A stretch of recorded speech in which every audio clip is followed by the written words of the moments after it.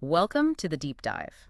This is where we take sources you send us, dive in, and pull out the ideas that, well, really get you thinking. Exactly. And today, we're looking at a text one of our listeners shared called The Morning Murli. Mm, Our mission, basically, is to unpack its core ideas about human transformation and this really interesting concept of time as a cycle. yeah, that cyclical idea is quite central. What really jumped out at me first was this phrase, becoming most elevated human beings. And it's tied to now this specific time called the Confluence Age. Right. It sets up a pretty stark contrast, doesn't it? Yeah, it does. So let's start there. What's the picture this text paints? How do we get from, well, wherever we are now to this most elevated state? Well, the Morning Murli suggests that right now, humanity is generally in what it calls a degraded state. Think of it as being associated with the Iron Age in its cycle. Okay, so a low point. Sort of, yeah. A low point in the cosmic rhythm.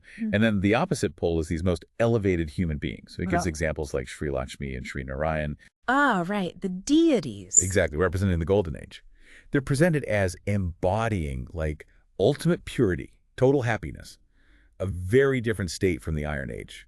So they're the goal, the ideal, and the text says someone makes them elevated. Yes, it attributes this elevation to a figure called Shiv Baba. The idea is that this divine entity is the one who facilitates this transformation. Interesting. And, our listener mentioned wanting knowledge that's quick but also thorough. So how might this idea connect? Is this presented as a pathway? It seems to be, yeah. It's framed as understanding this process, this knowledge, is key to that personal elevation. It all ties into this larger picture of time. Right, the cycle you mentioned. Let's dig into that. It's not linear history as we usually think of it. Not at all. The text describes time as a repeating cycle. A journey, you could say, starting from a golden age, which is basically heaven on earth, Paradise, okay. then moving down through silver, copper, and finally into the Iron Age, which is characterized as hell or a time of sorrow. And then crucially, it cycles back up.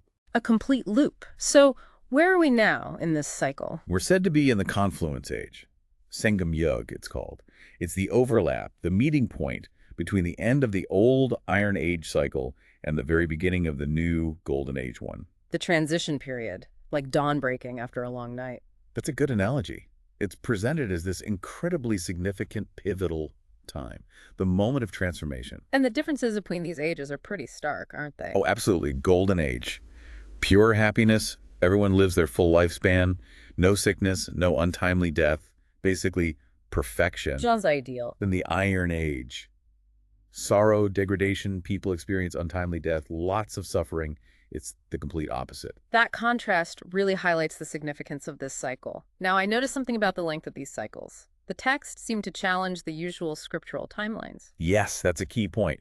It mentions that some scriptures talk about ages lasting hundreds of thousands of years, right? Right, vast stretches of time. But the Morning Murli suggests the cycle is actually much shorter, a total of 5,000 years for the entire cycle, repeating identically each time. Wow, 5,000 years. That's much more conceivable than hundreds of thousands. That's quite a different perspective on history. It really is. It offers a very distinct understanding of our past and where we stand now, especially for listeners interested in alternative viewpoints on time and history. Okay, so we have this 5,000-year cycle. We're currently in this crucial confluence age, moving towards the golden age again.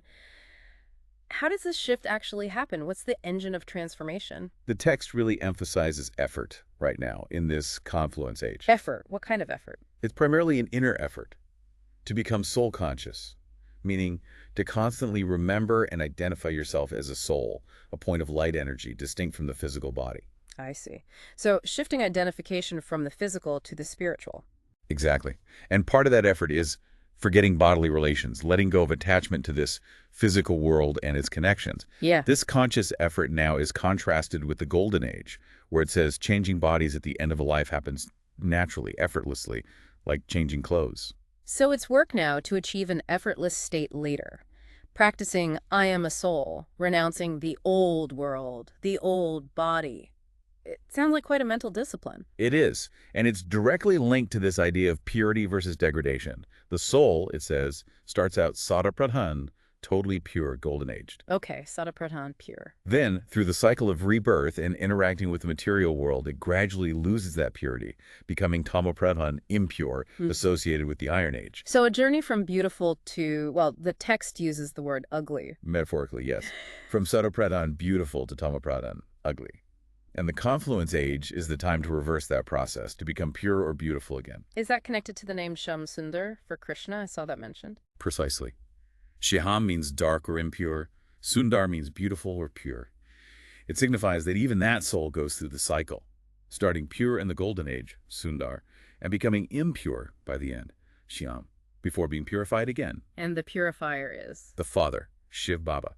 He's described as eternally pure, the one who comes specifically at the confluence age to share this knowledge and purify souls, restoring them to their original Sundar state. So the Father, Shiv Baba, isn't just the purifier, but also the source of knowledge, the ocean of knowledge, the text calls him. Yes, the ultimate source of truth about the Creator and the creation, the whole cycle, the whole drama of existence. And this knowledge is positioned as superior to regular worldly education. It is. Worldly studies are seen as providing only temporary happiness, maybe for one birth. This spiritual knowledge from the Father is said to provide happiness for 21 births. It's a different kind of learning altogether. 21 births, that's the inheritance, isn't it? That's the inheritance, exactly. And this knowledge also clarifies things like, well, the text explicitly says the common idea that God is omnipresent is false. Oh, really? That's a significant departure from many beliefs. It is. It defines God the Father as a specific point of light, the supreme soul, not someone who is in everything.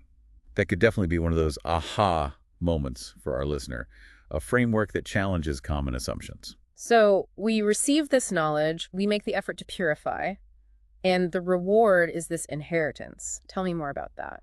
The inheritance is sovereignty, happiness, peace, purity, basically, the state of being in the golden and silver ages, which together last for 21 births. 21 births of bliss. That's the promise. It's linked to establishing the kingdom of Rama, which represents the golden and silver ages, the time of happiness. This contrasts with the kingdom of Ravan, representing the copper and iron ages, the time of sorrow ruled by vices. Rama and Ravan, representing these cosmic ages of happiness and sorrow. Yes, and the Father is the one who liberates souls from Ravan's kingdom, from sorrow, and bestows this limitless inheritance. That's why the text says he becomes more beloved than even life itself. It certainly paints a compelling picture. Now, what about the practical side? It mentioned double nonviolence. What does that mean? Good question. Double nonviolence has two aspects. First is purity, specifically celibacy in thought, word, and deed. The text identifies lust as the greatest violence because it's seen as the root of all sorrow, conflict, and even illness. Wow. Lust is the root of sorrow. That's a strong statement. And the second aspect? The second aspect is not causing sorrow to any other being through thoughts, words, or actions. So it's about inner purity and outward harmlessness. Purity and peace, basically. Exactly. And this practice, particularly conquering lust through the power of yoga or remembrance of the Father, is linked to conquering death itself. Not physical death, but conquering the fear of death and the cycle of degradation, ensuring freedom from disease for those 21 future births. Conquer death through yoga. Becoming free from disease. These are major claims. It ties the spiritual practice directly to future physical well-being. Absolutely. And interestingly, despite these profound concepts, the text repeatedly says this study, understanding the cycle, remembering the Father, is actually very easy. The easiest study in the world, it calls it. Easy. That's surprising given the depth. Perhaps easy in principle, if not always in practice. It also mentions the role of Brahmins, those who take up this study directly from Shiv Baba through Brahma Baba in maintaining this sacrificial fire of knowledge and relating the true Gita. Connecting it back to existing traditions, but claiming a unique interpretation. Right. It positions itself as the original true understanding. Okay, there was also a section on renunciation and transfer. It sounded like a different take on charity or giving things up. Yes, it's not about becoming destitute in this life. It's about transferring your wealth, not just money, but perhaps also time, energy, focus from the perishable, temporary old world to the imperishable new world. How does that work? By using those resources in service connected to this spiritual knowledge, you're essentially investing them for your future 21 births of happiness. It contrasts this with worldly donations, which might bring temporary benefit but don't secure this long-term imperishable fruit. So it's like a spiritual investment strategy, redirecting resources for a future return in the Golden Age. You could see it that way. The text uses Brahma Baba, the human medium, as the prime example, saying he surrendered everything he had to this task, setting a benchmark. It's about recognizing what has lasting value versus temporary value. That's definitely a different perspective on wealth and giving. Could be a practical takeaway for our listener rethinking what investment means. Could be. Finally, the text seems to build towards the end of this confluence age. It mentions time shortening, calamities. Yes, there's a sense of urgency. It suggests that the end of the cycle involves destruction of the old world through calamities, civil wars, natural disasters, making way for the new golden age. A purification process for the world itself. In a way, yes. And because time is short, the emphasis is heavily placed on remembrance. Remembering the Father constantly, especially in the final moments of life. Why is that final moment so crucial? Because, according to the text, the thoughts you have as you leave your body determine your next state. To claim the full inheritance, the highest status in the Golden Age, you need to be remembering only the Father at that time. No attachment, no worldly thoughts. That sounds incredibly difficult, the ultimate test. It's presented as the final exam, yes. Yeah. Those who pass, who leave the body in remembrance of the One, form the rosary of victory. They attain the highest status. The rosary of victory. So, for our listener wanting that quick, thorough knowledge, this final point about remembrance seems absolutely critical. It's the key to unlocking that promised inheritance. It really is. It boils down the entire effort to that final focused thought. Detach from everything else, remember the Father, and claim your reward for the next cycle. So wrapping this up, our deep dive into the Morning Murli has shown us this framework of cyclical time, this potential for humans to transform from a degraded state back to an elevated, godlike one, and the absolute centrality of spiritual knowledge, specific effort, especially remembrance of the Father, to make that leap. It's certainly a unique worldview. It really is. And it presents this idea of a constantly repeating cosmic drama where we have the chance right now to radically change our destiny for the next 5,000 years. It definitely leaves you thinking. Which brings us to that final thought for you, the listener. Thinking about this cycle, this potential for transformation, what does it spark in you? You know, what old world ideas or attachments might this perspective make you reconsider? A powerful question to ponder.